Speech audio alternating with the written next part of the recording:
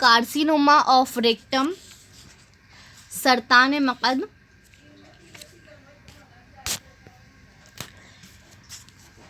Colorectal carcinoma जो होता है ये सेकंड मोस्ट कॉमन कॉज है मैलिग्नेंसी का। कोलोरेक्टल कार्सिनोमा ये सेकंड मोस्ट कॉमन कॉज है मैलिग्नेंसी का, और जिसमें रेक्टम जो है वो फ्रिक्वेंटली इन्वॉल्व होता है। अप टू 38% जो मैलिग्नेंसीज होती है कोलोन और रेक्टम की, तो उसका 38% जो है वो रेक्टम इन्वॉल्वमेंट होता है।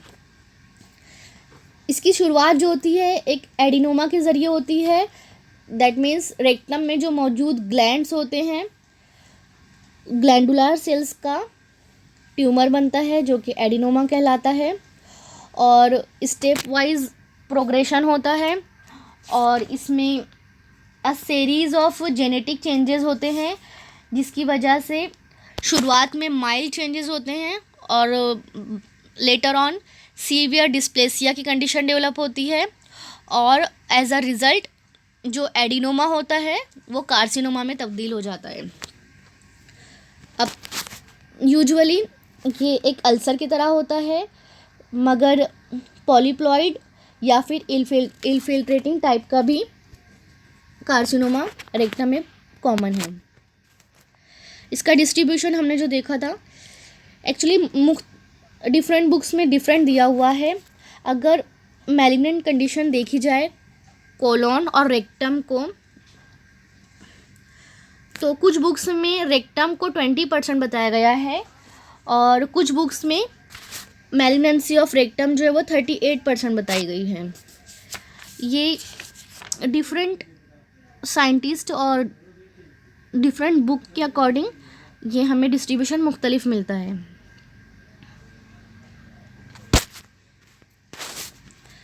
एडिनोमा कार्सिनोमा सीक्वेंस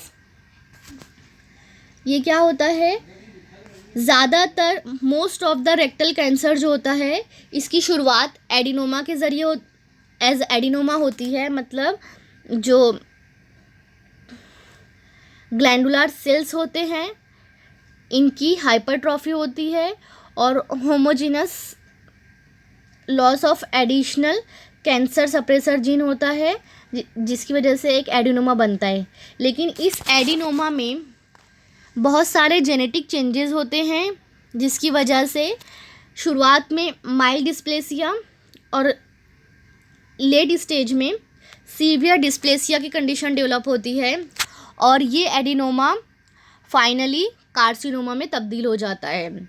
और इस प्रोसेस में बहुत सारे जीन्स रिस्पॉन्सिबल होते हैं, जैसे APC, B catenin, tumour suppressor genes, telomerase वगैरह।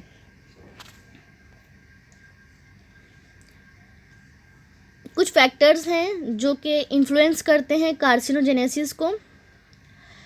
हाँ, तो प्रोबेबली जो उसका कॉजेटिव ऑर्गेनिज्म है या कुछ ऐसे फैक्टर्स हैं, इटियोलॉजिकल फैक्टर्स हैं जो कि डेवलपमेंट ऑफ रेक्टम कार्सिनोमा में फेवर करते हैं।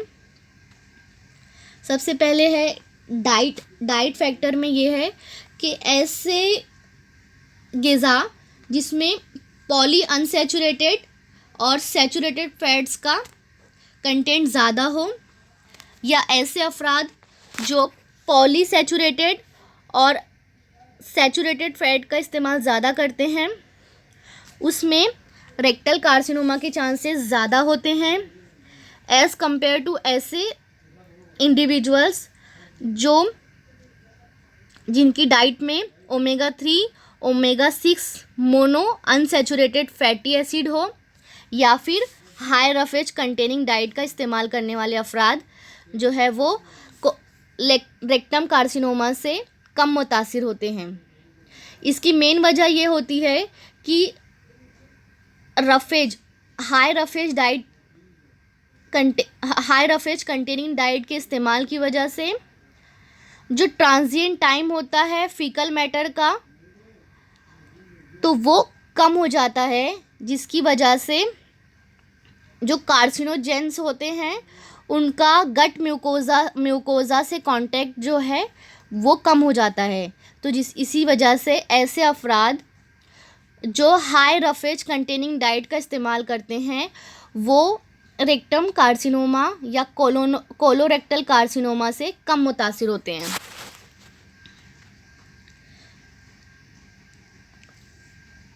इसके अलावा beer, alcohol, cigarette smoking, diabetes mellitus, इसके अलावा इन्वायरमेंटल कार्सिनोजेंस और म्यूटाजेंस,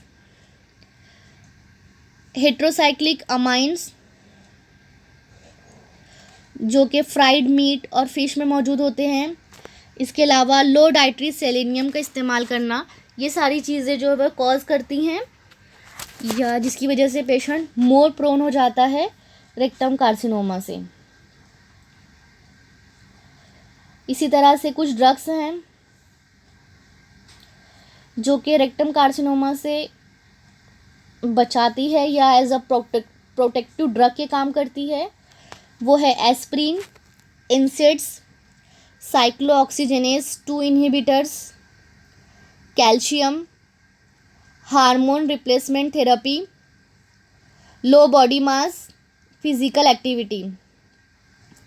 इसी तरह से carotene rich food, high fibre diet, vitamin C, vitamin E, vitamin D और येलो ग्रीन क्रूसीफेरस वेजिटेबल्स, ये सारी चीज़ें जो है प्रोटेक्टिव के तौर पे काम करती हैं।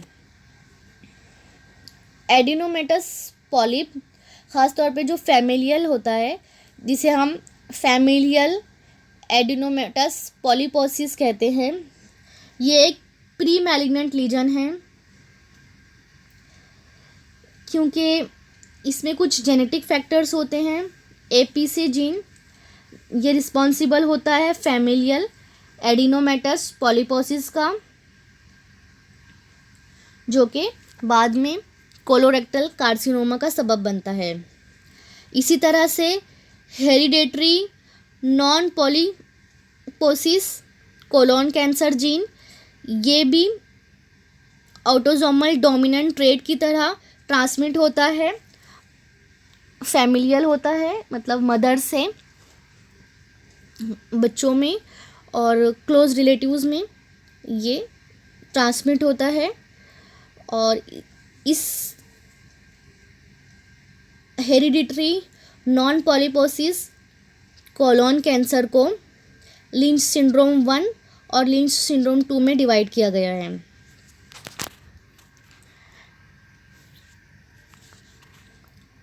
और इसी तरह से अगर कोई मरीज़ अल्सरेटिव कोलाइटिस से मुतासिर है तो लॉन्ग स्टैंडिंग अल्सरेटिव कोलाइटिस की कंडीशन में ऐसे अफराद ज़्यादा प्रोन होते हैं कोलोरेक्टल कार्सिनोमा के। और अगर 10 साल तक कोई फ़र्द अल्सरेटिव कोलाइटिस से मुतासिर हो तो उसके बाद हर साल 1% चांसेस बढ़ जाते हैं कोलोन कैंसर या कोलोरेक्टल कैंसर होने के। इसका मतलब है 20 इयर्स से अगर किसी मरीज़ को अल्सरेटिव कोलाइटिस है तो उसमें 10% चांसेस होते हैं कार्सिनोमा डेवलप होने के। इसी तरह से क्रोहन्स डिसीज़, अगर कोई मरीज़ ज़्यादा अरसे से क्रोहन्स डिसीज़ से मुतासिर है तो इसमें भी हायर इंसिडेंस होता है कोलोरेक्टल कैंसर का। अब देखते हैं हम टाइप्स ऑफ कार्सिनोमा स्प्रेड।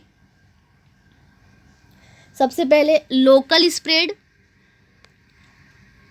इसमें 2 तरीके से स्प्रेड हो सकता है। सरकमफेरेंशियल, जो उसकी वॉल होगी सरकमफेरेंशियली वो स्प्रेड हो along the circumference of the wall of the rectum, या फिर अगर एंटीरियर पेनिट्रेशन हो रहा है मतलब ग्रोथ जो है वो आगे के ऑर्गन को इन्वेड कर रही है या मुतासिर कर रही है, तो इस कंडीशन में मेल्स में प्रोस्टेट, सेमिनल वेसिकल, ब्लैडर वगैरह को इन्वॉल्व कर सकती है। इसी तरह फीमेल्स में अगर रेक्टम कार्सिनोमा का स्प्रेड आगे की तरफ हो रहा है तो वजाइना और यूट्रस वगैरह को इन्वॉल्व कर सकती है।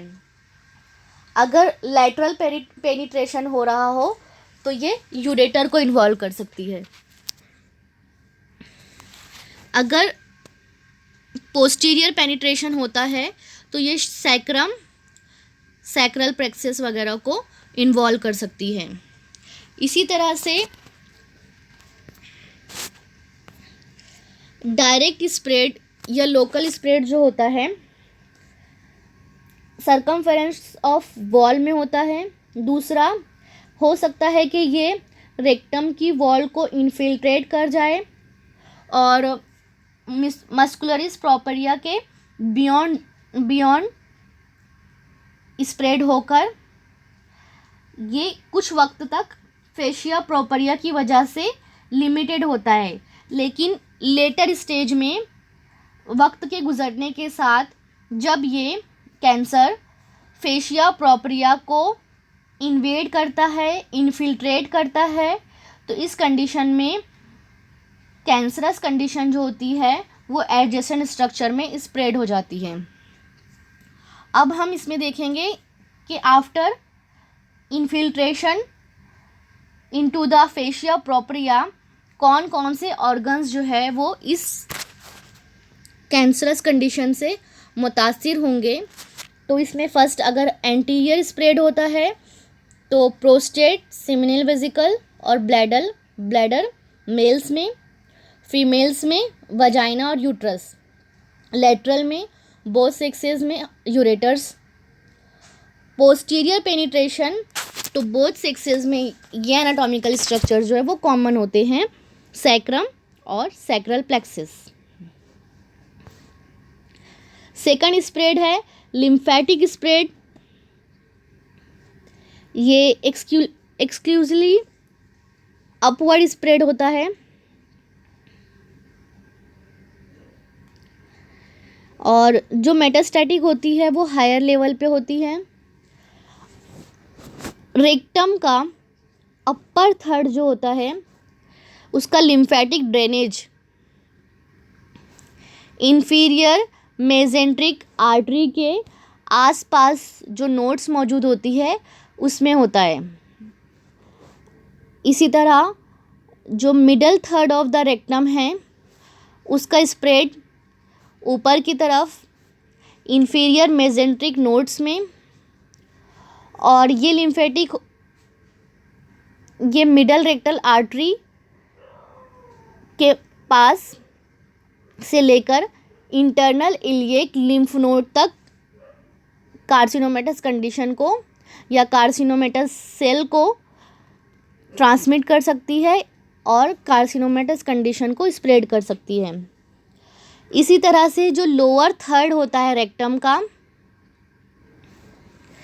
अगर इसमें कैंसरस कंडीशन डेवलप हो जाती है तो इस जगह से कैंसर का जो स्प्रेड होगा वो सबसे पहले पैरारेक्टल लिम्फ नोड में होगा और इसकी कुछ लिम्फेटिक्स जो होती है ये अपवर्ड इंफीरियर मेजेंट्रिक नोड्स तक कैंसरस कंडीशन को स्प्रेड कर सकती है। थर्ड है वेनस स्प्रेड, जिसे हम हिमेटोजेनस स्प्रेड भी कह सकते हैं। इसमें ब्लड बॉर्न स्प्रेड या वेनस स्प्रेड जो होता है यूजुअली बहुत लेट होता है, ख़ास तौर पे एनाप्लास्टिक ट्यूमर्स और रैपिडली ग्रोइंग ट्यूमर्स जो होते हैं वो हिमेटोजेनस स्प्रेड के ज़रिए दूर दराज के ऑर्गन्स जैसे लीवर, लंग्स, ब्रेन, बोन्स और एड्रिनल्स को मुतासिर करते हैं, जिसमें लीवर जो है 34%, लंग्स 22%, एड्रिनल्स 11%, और जो रिमेनिंग स्प्रेड होगा वो अदर लोकेशंस जैसे कि ब्रेन वगैरह तक हो सकता है। इसके अलावा इसमें पेरिटोनियल डिसेमिनेशन भी होता है, और ये ख़ास तौर पे हाई लाइंग रेक्टल कार्सिनोमा में होता है। इस रूट को पेरिटोनियल डिसेमिनेशन जो है ये हम ट्रांस पेरिटोनियल स्प्रेड भी कह सकते हैं। ख़ास तौर पे ऐसा कैंसर जो कि रेक्टम के हाई अप पार्ट में मौजूद हो, जहाँ पर पेरिटोनियल रिफ्लेक्शन मौजूद ना हो, तो इस कंडीशन में ये कार्सिनोमा जो है वो ट्रांस पेरिटोनियली स्प्रेड होता है। नाउ स्टेज ऑफ प्रोग्रेशन, सबसे पहले हम देखेंगे डुक्स क्लासिफिकेशन और डुक्स स्टेजिंग। इसमें 3 स्टेजेस उसने बताई है। Stage 1 growth limited to rectal wall. इसमें क्या होगा, जो कार्सिनोमेटस ग्रोथ होगी वो फेशिया प्रोप्रिया के ज़रिए रेक्टल वॉल तक लिमिटेड होगी। इसमें प्रोग्नोसिस जो होती है वो एक्सीलेंट होती है। 90% जो है वो 5 ईयर सर्वाइवल जो रेट होता है वो 90% है इसमें। ग्रुप बी, इसमें ग्रोथ जो है वो एक्सटेंड कर जाती है या एक्स्ट्रा रेक्टल टिश्यूज़ को इन्वॉल्व कर लेती है, लेकिन रीजनल लिम्फ नोड जो है वो सेफ होती है, उसमें मेटास्टेसिस डेवलप नहीं हुई होती। इसमें 5 ईयर सर्वाइवल रेट जो होता है वो 70% होता है। और स्टेज सी, इसमें रीजनल लिम्फ नोड्स में सेकेंडरी डिपोजिशन होने लगता है। सी को फर्दर डिवाइड किया गया है C1 और C2 में। C1 जो स्टेज होती है इसमें local pararectal lymph node involve हो जाते हैं, लेकिन दूसरे लिम्फ नोड्स जो है वो इन्वॉल्व नहीं होते। स्टेज C2 जो होती है इसमें जो अकम्पनिंग ब्लड वेसल्स होते हैं, नोड्स के आसपास जो ब्लड वेसल्स मौजूद होते हैं वो भी इन्वॉल्व हो जाते हैं। स्टेज डी, इसने ड्यूक्स ने सिर्फ 3 स्टेज को डिस्क्राइब किया था, लेकिन एक मॉडिफाइड क्लासिफिकेशन की गई है, मॉडिफाइड स्टेजिंग की गई है ड्यूक्स के बाद, जिसमें ग्रेड 4 स्टेज 4 को बताया है उन्होंने।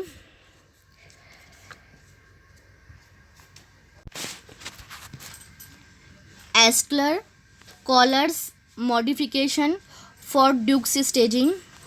इन्होंने क्या किया, जो स्टेज बी थी इसको फर्दर डिवाइड किया है B1, B2, B3 को।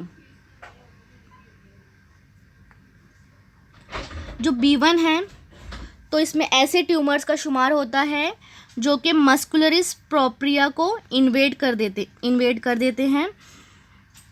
B2 जो होता है इसमें ट्रांसम्यूरल इन्वेजन हो जाता है बावेल वॉल का, और B3 जो होता है इसमें लीजन जो है वो एडजेसेंट ऑर्गन को भी इन्वॉल्व कर लेता है, मतलब रेक्टम के पास जो इर्द गिर्द में मौजूद ऑर्गन्स होते हैं वो भी कैंसर से इन्वॉल्व हो जाते हैं। और फिर उसने स्टेज सी को डिस्क्राइब किया है C1, C2, C3 में, जिसमें B1, B2, B3 वाली कंडीशन मौजूद होगी।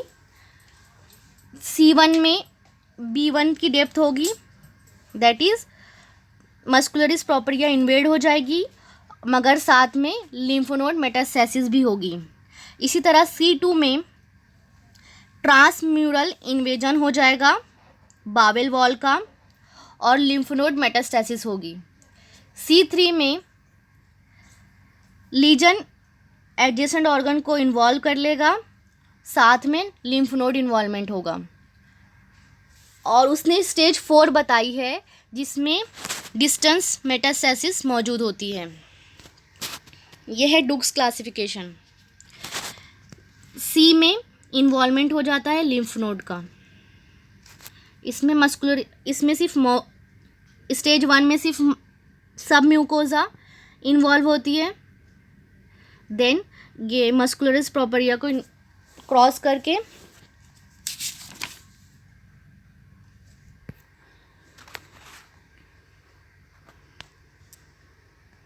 एक्स्ट्रा रेक्टल टिश्यू को इन्वॉल्व करने लगती है और ग्रेट स्टेज 3 में लिम्फ नोड भी इन्वॉल्व हो जाते हैं। TNM स्टेजिंग, इसमें T ये रिप्रेजेंट करता है एक्सटेंट ऑफ लोकल स्प्रेड, मतलब ट्यूमर की जो साइज़ होगी उसे रिप्रेजेंट करेगा, जिसे 4 स्टेज में डिवाइड किया गया है। जो T1 होती है ये सब म्यूकोजा को इन्वेड कर जाती है।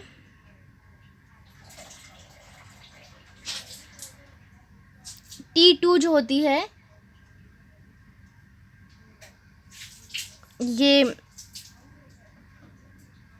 मस्कुलरिस लेयर जो होती है इसमें इन्वेड कर जाती है, लेकिन मस्कुलरिस प्रोपरिया को इन्वेड नहीं करती।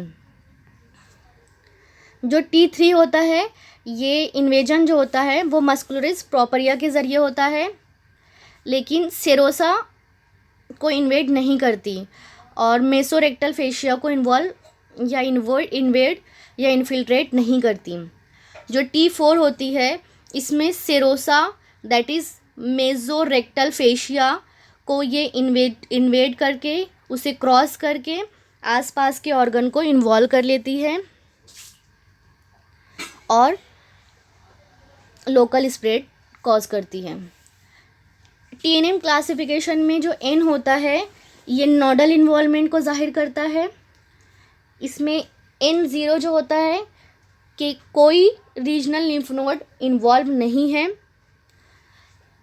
N1 जो होता है इसमें 1 से 3 नोड जो है ये मेटास्टेसिस का शिकार होती हैं या उनका इन्वॉल्वमेंट हो जाता है। अगर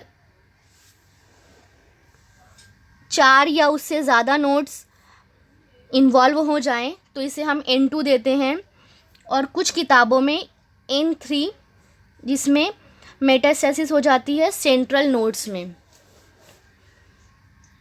अब M जो होता है ये इंडिकेट करता है मेटास्टेसिस को। M0 indicates there is no distant metastasis, while M1 indicates presence of distant metastasis. That's all for today's lecture. We will continue in next